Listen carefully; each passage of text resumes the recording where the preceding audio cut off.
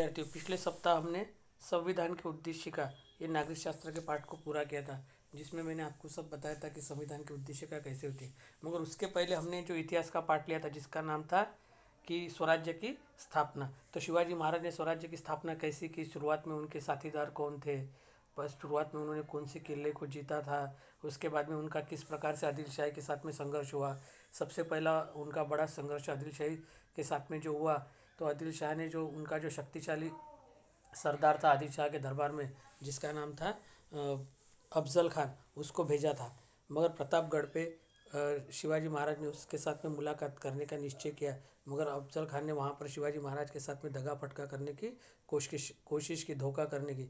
तो शिवाजी महाराज ने भी उसका वध कर दिया। उसके बाद में छत्रपति शिवाजी महाराज की जो स्वराज्य की जो शक्ति है वो बहुत बढ़ गई। उन्होंने आदिल शाह के प्रांत को, बहुत सारे प्रांत को जीत लिया, कुछ महत्व के किले भी जीत लिए। मगर उसके बाद में आदिल शाही दरबार में से और एक बड़े सरदार को भेजा गया था जिसका नाम था सिद्दी जोहर, जिसने कि बहुत किले की घेराबंदी की थी, पुरंदर किले पन्हाड़ा किले की। और वहाँ पर शिवाजी महाराज घिर चुके थे और वहाँ से बाहर निकलना नामुमकिन था। और उसी समय मुगलों के साथ में भी संघर्ष शुरू हुआ था। एक तरफ मुगल के साथ में संघर्ष और एक तरफ आदिल शाही के साथ में संघर्ष। तो मुगलों ने भी एक बहुत बड़ा, उनके जो औरंगजेब के मामा है शाइस्ता खान, उनको बहुत बड़ी फौज लेके यहाँ पर शिवाजी महाराज पर आक्रमण करने के लिए भेजा था। मगर जैसे वैसे शिवाजी महाराज ने पन्हाड़ा के किले से निकलकर आदिल शाही के साथ में कुछ दिनों के लिए तह कर लिया, यानी दोस्ती कर ली, करार कर लिया। और फिर अभी उनके साथ में, मुगलों के साथ में संघर्ष होना उनका तय था। तो इस पाठ में हम देखने जा रहे हैं कि मुगलों से संघर्ष। तो शिवाजी महाराज का छत्रपति शिवाजी महाराज का मुगलों से किस प्रकार से संघर्ष हुआ और उस संघर्ष में क्या हुआ, ये पाठ में हम देखते हैं। तो अब तक शिवाजी महाराज का हमने देखा था, ये आदिल शाह के साथ में संघर्ष चल रहा था। मगर उसी समय मुगलों का भी संकट मंडराने लगा और उन्होंने क्या किया, मुगलों ने अपने किले को, अपने कुछ प्रदेश को अधिकार में कर लिया। तो इसमें देखेंगे कि सबसे पहले उन्होंने क्या किया कि शाइस्ता खान को भेजा। फरवरी 1660 में शाइस्ता खान अहमदनगर से पुणे प्रांत में आया। उसने सैनिकों की छोटी छोटी टुकड़ियाँ आसपास के प्रदेशों में भेजकर स्वराज्य को बुरी तरह से ध्वस्त कर दिया। बहुत बड़ी फौज लेकर आया था और वो क्या करता था, आजू बाजू में छोटी छोटी टुकड़ियाँ गाँव में, खेड़ों में भेजता था और उस प्रदेश को उद्ध्वस्त करता था। किसी के खेत जला डालना, घर जला डालना और इस प्रकार से लूटपाट करना। मगर वहीं पर एक किला था जिसका, किले का नाम था चाकन। तो चाकन जो किला था, वो वहाँ का जो किलेदार था जिसका नाम था फिरंगोजी नरसाड़ा, तो उसके साथ में शाइस्ता खान का संघर्ष हुआ। मगर उसने शाइस्ता खान का डटकर सामना किया। मगर कुछ समय के बाद में वो चाकन का किला उसने जीत लिया। तो शाइस्ता खान को लगा जो किला ज़मीन पर है, चाकन का किला, ये भूईकोट है नहीं, ज़मीन पर होता है। तो वो किला जीतने में अपने को इतना समय लगा, तो शिवाजी महाराज के इतने किले जीतने में हमको कितना समय लगेगा। इसलिए वो एक ही जगह पे बैठा। उसका प्लान क्या था कि एक ही जगह पे बैठना और स्वराज्य को तकलीफ देना, लोगों को तकलीफ देना, ताकि शिवाजी महाराज बाहर निकल आए। मगर शिवाजी महाराज, और वो कहाँ रुका था, तो पूना में एक लाल महल है जहाँ पर शिवाजी महाराज का बचपन बीता है। उस लाल महल में शाइस्ता खान रुक गया। तो शिवाजी महाराज ने सोचा कि डायरेक्ट हम इसके साथ में युद्ध नहीं कर सकते, कि उसकी फौज पड़ी थी। तो उन्होंने एक बहुत साहसिक निर्णय लिया। वो निर्णय क्या था कि अचानक से शाइस्ता खान की जो जमावड़ा है जहाँ पर वो रुका था लाल महल में, उसका चप्पा चप्पा शिवाजी महाराज जानते थे क्योंकि उनका बचपन वहाँ पर बीता था। तो अचानक वहाँ पर हमला करना, जैसे हमने पाकिस्तान में पिछले साल जो सर्जिकल स्ट्राइक की थी, अचानक जाकर हमला किया और अपने सैनिक वापस आ गए, उसी प्रकार की जो एक सर्जिकल स्ट्राइक थी, अचानक धावा बोलना, वो करने का निश्चय शिवाजी महाराज ने किया। और कुछ सैनिकों के साथ में रात के अंधेरे में शिवाजी महाराज ने अचानक लाल महल पर हमला किया और उस हमले में शाइस्ता खान की कुछ उंगलियां कट गई। जान तो बच गई उसकी, मगर उसका बहुत बड़ा अपमान हुआ। तो औरंगजेब ने उसको वापस बुला लिया, वो भी वापस चले गया। और इस साहसिक योजना के कारण शाइस्ता खान वहाँ से निकल गया और अपमानित भी हुआ। पुणे छोड़ के औरंगाबाद चले गया और वहाँ पर अपना पड़ाव डाला। और उसको औरंगजेब का रोष सहन करना पड़ा, गुस्सा सहन करना पड़ा और उसकी बदली बंगाल में कर दी गई। तो इस प्रकार से शाइस्ता खान का आक्रमण निरस्त कर दिया गया। अब उसके बाद में क्या हुआ कि शिवाजी महाराज को लगा कि 3 साल तक ये शाइस्ता खान स्वराज्य में था और उसने स्वराज्य का कई सारा नुकसान किया, तो ये नुकसान तो वसूल करना ही चाहिए। इसलिए उन्होंने एक प्लान बनाया, एक योजना बनाई कि मुगलों के कब्जे में सूरत नाम का एक बंदरगाह है, जो सूरत शहर है ना अभी गुजरात में है, वो तब मुगलों के कब्जे में था और वहाँ से मुगलों को बहुत सारी संपत्ति मिलती थी, क्योंकि वहाँ से व्यापार चलता था पूरे अनेक देशों के साथ में। और वो एक बंदरगाह भी थी। अंग्रेज और डच लोग जो है, फ्रांस वालों के भी वहाँ पे गोदाम थे, तो उन्होंने वहाँ से पैसा प्राप्त करने के लिए सूरत पर हमला करने का निश्चय किया। तो वहाँ का जो सूबेदार था जिसका नाम था इनायत खान, वो शिवाजी महाराज का प्रतिकार नहीं कर पाया और सामान्य प्रजा को कष्ट न पहुँचाते हुए उन्होंने सूरत से बहुत सारी संपत्ति लाई, जिससे कि औरंगजेब की प्रतिष्ठा को आघात लगाया। उसका अपमान हुआ कि इतना बड़ा शहर शिवाजी महाराज ने वहाँ पर लूट लिया और वहाँ से बहुत सारी संपत्ति ली। और संपत्ति लाने का कारण क्या था कि यहाँ पर जो नुकसान हुआ था वो नुकसान को पूरा करने के लिए शिवाजी महाराज ने मुगलों के कब्जे में रहने वाले सूरत बंदरगाह पर हमला किया था। और शिवाजी महाराज ने क्या किया, वसई के पुर्तगालियों, वेंगुर्ला के डच और सूरत के अंग्रेजों और जंजीरा के सिद्धियों को के साथ में भी उनका संघर्ष। अब अगला प्लान क्या था औरंगजेब का, तो औरंगजेब ने क्या किया कि राजा जयसिंह को आक्रमण के लिए भेजा। राजा जयसिंह जो था ये राजपूत राजा था और वो औरंगजेब के लिए काम करता था।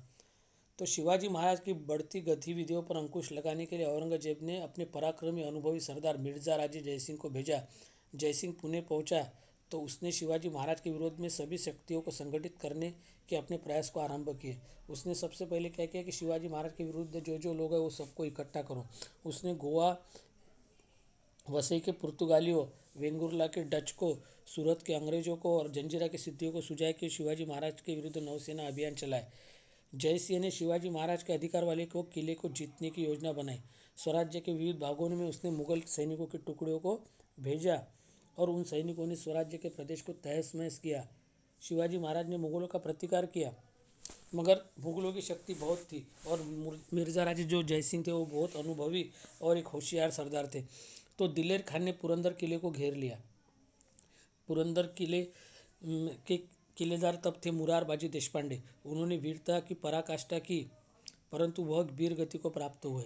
बहुत बड़ा युद्ध हुआ वहाँ पे, बहुत दिन तक किला लड़ा उन्होंने, मगर वो किला वो बचा नहीं पाए। तो शिवाजी महाराज को लगा कि अपना एक एक किला जाएगा और उसके साथ में एक एक जो अच्छा व्यक्ति है, जो शिवाजी महाराज के सैन्य में है, अच्छा सरदार है, उनकी भी जान जाएगी। तो इसलिए उन्होंने मिर्जा राजे जयसिंह से बातचीत करने का फैसला किया और 1665 में जयसिंह के साथ में शिवाजी महाराज ने एक संधि यानी एक करार किया, जिसको पुरंदर की संधि कहते हैं। उसके अनुसार शिवाजी महाराज के स्वराज्य के 23 किले उन्होंने औरंगजेब को दिए, मुगलों को दिए और मुगलों के खिलाफ, आदिल शाह के खिलाफ मुगलों की मदद करने का आश्वासन भी दिया और इस आश्वासन संधि को औरंगजेब ने स्वीकृति दी। अब आगे क्या हुआ कि पुरंदर की संधि के बाद जयसिंह ने आदिल शाह के विरुद्ध अभियान चलाया। शिवाजी महाराज ने जयसिंह की सहायता की, परंतु जयसिंह का यह अभियान सफल नहीं हुआ। उस समय जयसिंह और औरंगाबाद बादशाह का यह विचार आया, औरंगजेब बादशाह से यह विचार आया कि कुछ समय के लिए शिवाजी महाराज दक्षिण की राजनीति से दूर रखना चाहिए। इस निर्णय के अनुसार जयसिंह ने शिवाजी महाराज के सामने प्रस्ताव रखा कि वह औरंगजेब से मिलने आगरा जाए। अब मिर्जा राजे जयसिंह ने क्या कहा शिवाजी महाराज को कि तुम्हें क्या आगरा चलना चाहिए औरंगजेब बादशाह से मिलने के लिए। जयसिंह ने उनकी पूरी सुरक्षा के प्रति आश्वस्त कराया। शिवाजी महाराज ने आगरा के लिए प्रस्थान किया। उनके साथ राजपुत्र संभाजी तथा विश्वसनीय और प्राण निछावर करने वाले चुनिंदा सहयोगी भी थे। शिवाजी महाराज आगरा पहुँचे, परंतु औरंगजेब ने दरबार में उन्हें उचित सम्मान प्रदान नहीं किया। इस पर शिवाजी महाराज ने अपना क्रोध व्यक्त किया। इसके पश्चात औरंगजेब ने उन्हें नज़रबंद कर दिया, यानी जहाँ पर वो रहते थे उसके आजू बाजू में सैनिकों की घेराबंदी कर दी कि उनकी मर्जी खिलाफ वो वहाँ से जा भी न सके छत्रपति शिवाजी महाराज, यानी धोखे से उनको कैद कर लिया वहाँ पे। बादशाह की सरकत से शिवाजी महाराज विचलित नहीं हुए, अपितु उन्होंने नज़रबंदी से छुटकारा पाने की योजना बनाई और वे बड़ी चतुराई से आगरा से निकल गए। कहने का मतलब ये है कि शिवाजी महाराज बहुत बड़े संकट में फंस गए थे, अपने देश से दूर यानी महाराष्ट्र से दूर दिल्ली, और वहाँ पर शत्रुओं के घेरे में वहाँ पर वो फंसे हुए थे। वहाँ से निकलने के लिए उन्हें कुछ चतुराई दिखाई। जैसे पहले उन्होंने क्या किया कि अपने जो सैनिक थे उनके साथ में आए हुए उनको औरंगजेब बादशाह से कहा कि इन सैनिकों को आप जाने दीजिए और इन सैनिकों को मुक्त कर दीजिए कि वो अपने अपने प्रदेश चले जाए। तो औरंगजेब को लगा कि शिवाजी महाराज की शक्ति और कम होंगी क्योंकि उनके साथ के जो सैनिक है वो वापस जाने वाले हैं। तो औरंगजेब को भी अच्छा लगा और उसने उसकी परमिशन दी, मगर वो सब सैनिक वहाँ से निकले, मगर वही आजू बाजू के प्रदेश में वो छुप कर रहने लगे ताकि आगे शिवाजी महाराज की मदद कर सके। और एक समय में मिठाई के पिटारे से छत्रपति शिवाजी महाराज और संभाजी महाराज दोनों जने वहाँ से उनको चकमा देकर भाग गए और मथुरा उल्टे रास्ते से आगरा से मथुरा होते हुए राजगढ़, जहाँ पर पहले शिवाजी महाराज की राजधानी थी, वहाँ पर पहुँचे। और जब तक शिवाजी महाराज आगरा में थे तब तक जीजा माता और उनके कुछ सहयोगी ने मिलकर पूरा प्रशासन चलाया था। शिवाजी महाराज मुगलों के साथ तुरंत संघर्ष नहीं चाहते थे, परंतु पुरंदर की संधि के अनुसार मुगलों को दिए हुए किले और प्रदेश पुनः प्राप्त करना उनका उद्देश्य था। इसके लिए उन्हें एक व्यापक और साहसिक योजना बनाई। इस नीति के अनुसार एक और दिए हुए विभिन्न किलों पर पूरा दल बल भेजकर किले को अधिकार में कर लेना और दूसरी ओर मुगलों के प्रभाव वाले दक्षिणी प्रदेशों पर आक्रमण करके उन्हें परेशान कर रखना। अब उन्होंने मुगलों के अहमदनगर और जुन्नर प्रदेशों पर आक्रमण किया। इस प्रकार सिंहगढ़, पुरंदर, लोहगढ़, माहुली, कर्नाड़ा, रोहिड़ा ये किले जीत लिए। इसके पश्चात शिवाजी महाराज ने दूसरी बार सूरत पर धावा बोला और सूरत से लौटते समय उनका नासिक जिले में वनी दिंडोरी स्थान पर मुगलों के साथ जबरदस्त संघर्ष हुआ। इस संघर्ष में शिवाजी महाराज ने मुगल सरदार दाऊद खान को पराजित किया। तदुरूप उसके पश्चात मोरोपंत पिंगळे ने नासिक के निकट त्र्यंबकगढ़ को जीता। इस प्रकार मुगलों के विरुद्ध शिवाजी महाराज ने जो आक्रामक नीति अपनाई वह सफल हुई और इस आक्रमण के कारण अभियान में तानाजी मालुसरे, मोरोपंत पिंगळे, प्रतापराव गुर्जर आदि सरदारों ने उल्लेखनीय पराक्रम दिखाया। बखरकार कृष्णाजी अनंत सभासद ने इन अभियानों का वर्णन करते हुए लिखा है, 4 महीनों में 27 गढ़ अपने अधिकार में कर लिए, बड़ी ख्याति पाई। तो इस प्रकार से वो संघर्ष जारी रखा और इसके आगे का हम अगले पीरियड में देखेंगे। तो यहाँ तक का पढ़ना भी है और ये वीडियो भी आपको देखना है और उसको लाइक करना है, सब्सक्राइब करना है चैनल को। धन्यवाद।